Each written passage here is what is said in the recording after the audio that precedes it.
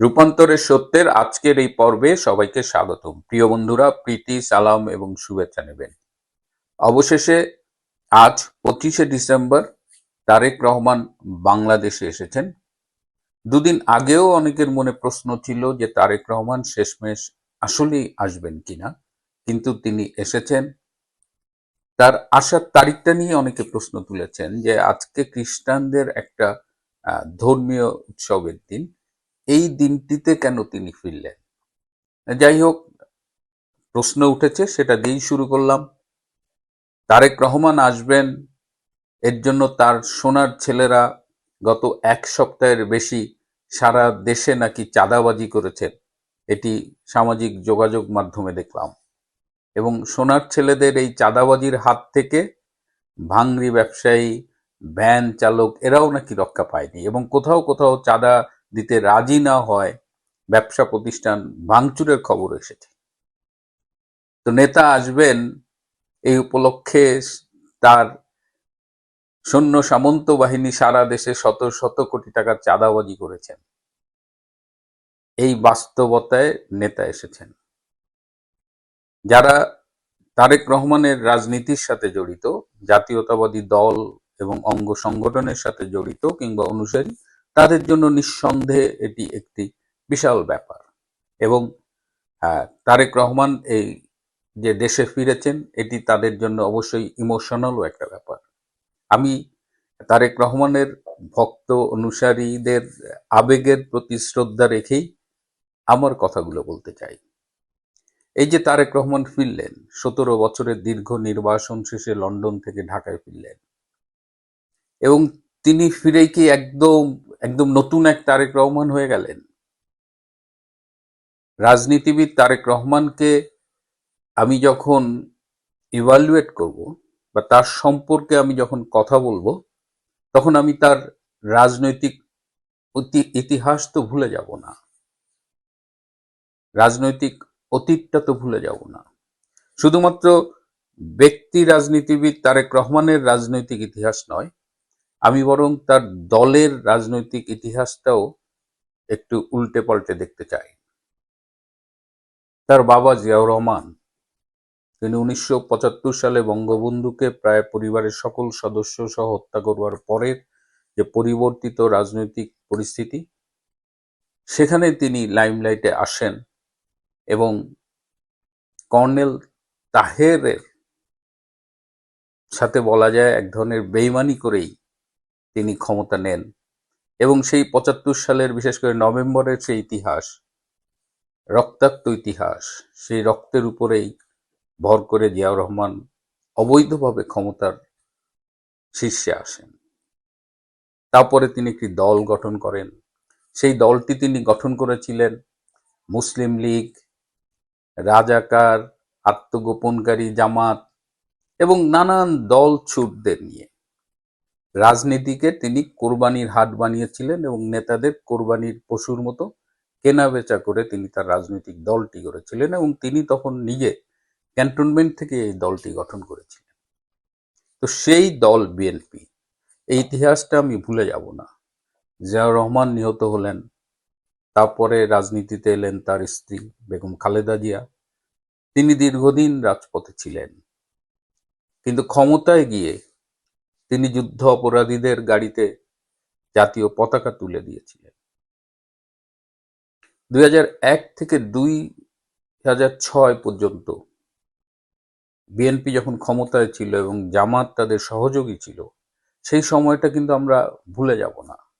আজকে যখন তারেক রহমানের রাজনৈতিক অবস্থান নিয়ে, তার ভবিষ্যৎ প্ল্যান নিয়ে আমরা কথা বলবো, তখন এই অতীতটা আমাদের মনে রাখতে হবে।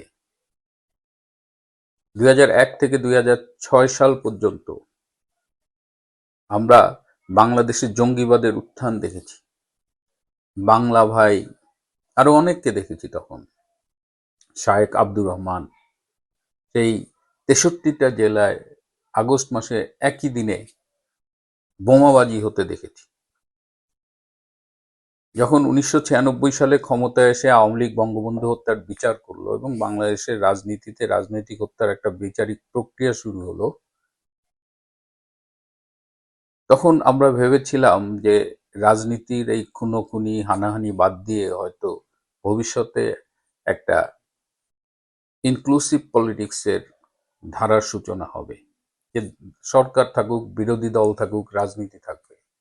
কিন্তু 2004 সালের আগস্ট মাসে, 21শে অগস্ট, এই তারেক রহমান গ্রেনেড হামলার মধ্য দিয়ে শেখ হাসিনা সহ আওয়ামী লীগের কেন্দ্রীয় নেতৃবৃন্দকে নিশ্চিহ্ন করতে চেয়েছিল। এবং সেই যে রাজনীতিতে একটি বিভাজন তৈরি হয়েছিল, সেই বিভাজনটা কিন্তু আর এক করা যায়নি। তারেক রহমান হাওয়া ভবন তৈরি করেছিলেন। সেই হাওয়া ভবন ছিল বাংলাদেশের সরকারের প্যারালাল একটা সরকার, যেখান থেকে সমস্ত রাষ্ট্রীয় পর্যায়ের দুর্নীতি, টেন্ডার, ব্যবসা, অনেক সন্ত্রাস, এগুলো নিয়ন্ত্রণ করা হতো। 2001 থেকে 2006 পর্যন্ত বাংলাদেশে 1 মেগাওয়াট বিদ্যুৎ উৎপন্ন হয়নি, কিন্তু তারা বিভিন্ন স্থানে খাম্বা বসিয়েছিলেন, যে কারণে তারেক রহমানের আরেক নাম ছিল খাম্বা তারেক, এবং এই কাজে তার সহযোগী ছিল খাম্বা মামুন। এই অতীত কি আমরা ভুলে যাব আজকে যখন তারেক রহমানের এই দেশে ফেরা নিয়ে কথা বলবো? তারেক রহমানের এই যে রাজনৈতিক অতীত, এটি অনেক দীর্ঘ, বলতে গেলে অনেক সময় লেগে যাবে। সংক্ষেপে বললাম, তার অতীত কিন্তু কালিমা লিপ্ত। সন্ত্রাসে, দুর্নীতিতে, জঙ্গিবাদের উত্থানে, যুদ্ধ অপরাধীদের রাষ্ট্রীয় পৃষ্ঠপোষকতায় নানানভাবে তিনি এইসব বিতর্কের সাথে ছিলেন। আন্তর্জাতিক সন্ত্রাসী দাউদ ইব্রাহিমের সাথে তার সম্পর্কের কথা শোনা যায়। বাংলাদেশে সেই সময়ে ভারতের বিচ্ছিন্নতাবাদীদের অভয়ারণ্য হয়েছিল। 10 ট্রাক অস্ত্র যার উলফা এনেছিল ভারতের বিরুদ্ধে যুদ্ধে কাজে লাগানোর জন্য, সেটি ধরা পড়েছিল। এরকম অনেক ঘটনা আছে। তারপরে 1/11-এ কারাবরণ করার পরে, নির্যাতিত হবার পরে মুচলেকা দিয়ে তারেক রহমান লন্ডনে চলে গিয়েছিলেন, এবং তারেক রহমানের বিরুদ্ধে আমেরিকার FBI প্রতিনিধি এসে বাংলাদেশে সাক্ষী দিয়েছে তাদের দুর্নীতির বিরুদ্ধে। তারেক রহমান যখন লন্ডন যাচ্ছিলেন তখন তাকে ইউএসএতে যেতে দেওয়া হয়নি, কারণ ভিসা দেওয়া হবে না, এবং ইউএসএতে তার ভিসা দেওয়ার ব্যাপারে নেগেটিভ রিকমেন্ডেশনও ছিল সেই সময় মার্কিন রাষ্ট্রদূত যিনি ঢাকায় ছিলেন। তারপর তো 17 বছর তিনি মূলত ভার্চুয়ালি বাংলাদেশে রাজনীতিতে ছিলেন, একসময় বিএনপির ভারপ্রাপ্ত চেয়ারপারসন হলেন। তো আজকে তিনি যখন ফিরে এসেছেন, তার বক্তৃতাটা আমি মনোযোগ দিয়ে কয়েকবার শুনেছি। এই সমাবেশে লোক সংখ্যা নিয়ে একটা প্রশ্ন উঠেছে। শুনেছিলাম 50 লাখ লোক হবে, পরে ভিডিওতে দেখলাম, লোকজনের কাছে শুনলাম এত লোক হয়নি। সেখানে 5 লাখ লোক হলো না 10 লাখ লোক হলো, সেটা নিয়ে অবশ্য আমার তেমন মাথা ব্যথা নেই। অনেকেই তুলনা করার চেষ্টা করেছেন যে ওসমান গনির জানাজায় বেশি লোক হয়েছে না আজকে তারেক রহমানের এই সম্বর্ধনায় বেশি লোক হয়েছে। এই তুলনাটা আসলে খুবই অপ্রয়োজনীয়, এটা আদৌ দরকার নেই। কিন্তু তারেক রহমান বলেছেন যে আজকে সময় এসেছে সবাই মিলে দেশের জন্য কাজ করবার। তিনি যখন এই কথাটা বলছেন তখন বাংলাদেশে 12ই ফেব্রুয়ারি একটি নির্বাচন হবার কথা। সেই নির্বাচনে কমপক্ষে 40% ভোটারের সমর্থনপুষ্ট আওয়ামী লীগকে অংশগ্রহণ করতে দেওয়া হচ্ছে না। তার মানে আপনি একটা নির্বাচন করবেন যে নির্বাচনে আওয়ামী লীগের ভোটাররা নাই, আওয়ামী লীগ বাদ। তার মানে আপনি 40-50% ভোটারদের বাদ দিচ্ছেন। তাহলে আপনি সবাইকে নিয়ে কিভাবে দেশ গড়বেন? আপনি তো যেটা বলছেন, বাস্তবে যেটা বলছেন, সেটা তো আমরা রিফ্লেকশন দেখছি না। আপনি 3 বার বলেছেন আমরা দেশের জন্য শান্তি চাই, অথচ গত 16 মাসে বাংলাদেশে সংগঠিত যত সন্ত্রাস, যত চাঁদাবাজি, যত খুন, যত ধর্ষণ, যত রাহাজানি, এর কত শতাংশ আপনার দলের নেতাকর্মীরা করেছে? একদম কম করে হলেও 70-80% অপরাধের সাথে আপনার দলের নেতাকর্মীরা জড়িত ছিল। এই যে তৃণমূল পর্যায়ে বিশেষ করে আওয়ামী লীগের নেতাকর্মীর প্রতি যে নির্যাতনটা হয়েছে, এটি মূলত প্রধানত বিএনপি করেছে। আপনি দেশে শান্তি চান, কিন্তু আপনি যে সৈন্য সামন্ত বাহিনীর উপরে নির্ভর করে আপনার দল চালাবেন, তাদের একদম 16 মাসের অতীত আপনার এই কথাকে সমর্থন করে না। বাংলাদেশে এই 16 মাসে ইউনূস তো জঙ্গিবাদের একদম উর্বর ভূমি করে ফেলেছে। এই জঙ্গিরা প্রকাশ্যে আইএসআইএস এর পতাকা নিয়ে ঘোরে। এই যে মধুর ক্যান্টিনে একটা ভিডিও দেখলাম, একজন জঙ্গি এসে টেবিল চেয়ার ভাঙচুর করছে। এই বাংলাদেশে আপনি বলছেন যে ঘর থেকে সবাই নিরাপদে বেরোবে, সেই বাংলাদেশটা এখন নেই। এখন তো সন্ধ্যার পরে মেয়েরা ঘর থেকে বেরোতে ভয় পায়। আপনি অনেক কথা বলেছেন, বক্তৃতায় সুন্দর কথা বলাই যায়, একটা সুন্দর স্ক্রিপ্ট নিয়ে প্রিপারেশন নিয়ে বলা যায়, কিন্তু যে বাস্তবতায় আপনি বাংলাদেশে ঢুকলেন, সেখানে আপনার কথাগুলো বাস্তবায়িত হবে কিনা, এই প্রশ্নগুলো আমরা করতে চাই। এ কারণেই করতে চাই যে আমরা তাহলে দেখব যে আপনি আজকের বক্তৃতায় যেটা বললেন সেটা আসলে কতখানি আপনি করবেন, আর আপনি আসলেই করতে পারবেন কিনা, এই সংখ্যাটার কথাও আমরা জানিয়ে রাখতে চাই। তো রাজনীতি এখন একটা জায়গায় পৌঁছেছে। প্রথমত হলো যে দেশকে যদি আসলেই সবাই মিলে শান্তিপূর্ণভাবে চালাতে চায়, তাহলে একটা ইনক্লুসিভ নির্বাচনের কোনো বিকল্প নেই। যদি আওয়ামী লীগকে বাদ দিয়ে কোনো নির্বাচন করা হয়, সেই নির্বাচন অবশ্যই বিতর্কিত হতে বাধ্য, এবং একটি বিতর্কিত নির্বাচনের মধ্য দিয়ে যারা ক্ষমতায় আসবেন তারা যে খুব শান্তিতে দেশ চালাতে পারবেন, সেটা কিন্তু আমাদের অতীত অভিজ্ঞতা বলে না।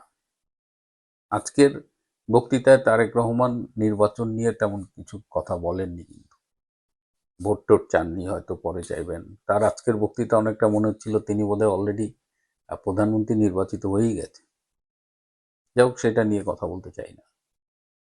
শেষে আমি আশাবাদী হবার পাশাপাশি আমার শঙ্কাটাও জানিয়ে রাখতে চাই, কারণ যে রাজনীতিকে তিনি ধারণ করেন, বাংলাদেশে অ্যান্টি আওয়ামী লীগ এবং অনেকটাই মুক্তিযুদ্ধের চেতনা বিরোধী যে রাজনৈতিক ধারাটা, সেই রাজনৈতিক ধারার নেতৃত্বে থেকে তার পক্ষে সবাইকে নিয়ে অসাম্প্রদায়িক বাংলাদেশ, তার কথায় তিনি হিন্দু, মুসলমান, বুদ্ধ, খ্রিস্টান সবার কথা বলেছেন, পাহাড় সমতল। এই যে এত এত মূল্যবান কথা বলেছেন, যা তার রাজনৈতিক ধারার সাথে মেলে না। 17 বছর বিদেশে থেকে তিনি অনেক কিছু দেখেছেন, অনেক কিছু শিখেছেন নিশ্চয়ই। তো এখন আমরা দেখব, অযথা তর্ক বিতর্ক করে লাভ নেই। Time will give us all the answers. আরেকটা কথা খুব চলছে যে তারেক রহমান ভারতের ক্লিয়ারেন্স পেয়েছেন বলে আসছেন। এতদিন ভারতের ক্লিয়ারেন্স পাননি, তাই নাকি তিনি আসেননি। আবার সম্প্রতি শুনছি যে রাশিয়ার ক্লিয়ারেন্স এর সাথে ইনভলভ।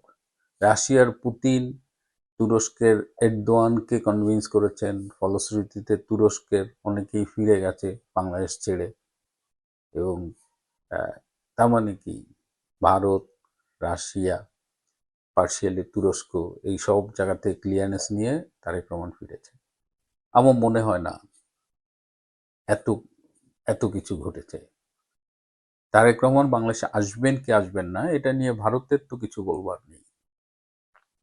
ভারত শুধু দেখবেন যে তারেক রহমান এসে ভারত বিরোধী এমন কিছু করেন কিনা যেটা ভারতের অখণ্ডতার প্রতি হুমকি স্বরূপ, সেটা যে কোনো দেশ হলেই দেখত। সুতরাং তারেক রহমানকে যারা ফিরিয়েছে তারা আসলে ইউনূসকেও বসিয়েছিল। ইউনূস এমনভাবে ব্যর্থ হচ্ছে, এটা তার গডফাদাররাও কখনো ভাবেননি। ইউনূসের এই ব্যর্থতায় একটা মলম লাগানোর জন্যই তারেক রহমানকে তাড়াহুড়া করে ফেরানো হয়েছে। সুতরাং যারা বলছেন যে ভারত ফিরিয়েছে, আমি অন্তত তাদের সাথে একমত নই। রাজনীতি এত সিম্পল গেম নয়। প্রিয় বন্ধুরা, আজ এ পর্যন্তই। ভালো থাকবেন, সুস্থ থাকবেন, তার চেয়েও জরুরি হলো নিরাপদে থাকবেন। সবাইকে অনেক ধন্যবাদ।